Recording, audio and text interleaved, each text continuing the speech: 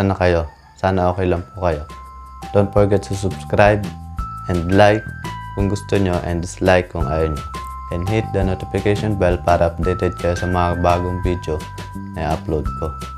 So for today's video, magsa-sound check ulit tayo ng R3 pipe.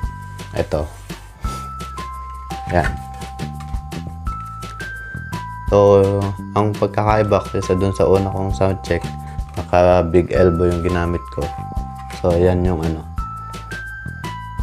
yung bungad. Pero yung loob niya, ganun pa din. Hindi natin siya kinalkal. So, big elbow nga lang.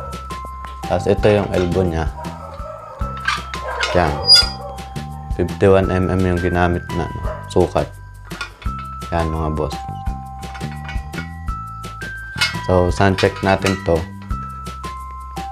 Naka big elbow. Yan. Sa sound check natin siya doon sa aking sniper. Pang sniper nga pala to.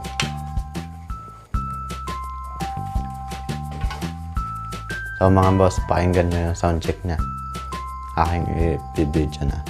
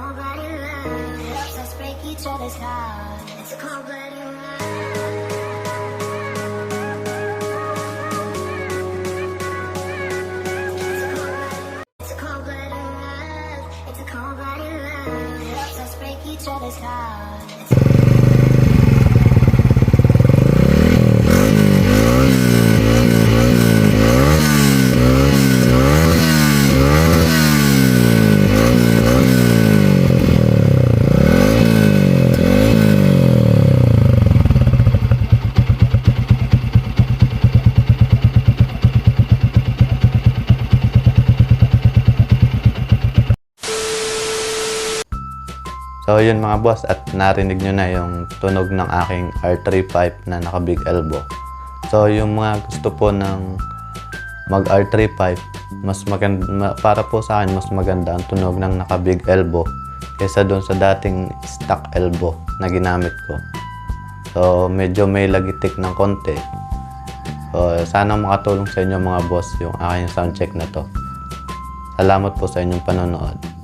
Don't forget to subscribe ulit sa mga hindi pa nakasubscribe, and like kung gusto nyo and dislike kung ayaw nyo. And hit the notification bell para updated kayo sa mga bagong video na i-upload ko. So salamat po ulit mga boss. Kita-kita po tayo sa susunod kong video. Salamat po.